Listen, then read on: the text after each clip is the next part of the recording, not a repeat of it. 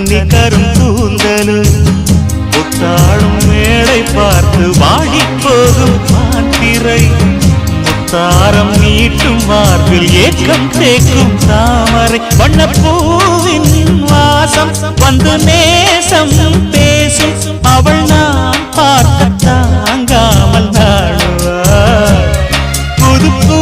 கோலம் தான் காலில் போடுவாள் என்னவென்று சொல்வதம்மா வஞ்சியவள் பேரழகை சொல்ல மொழி இல்லையம்மா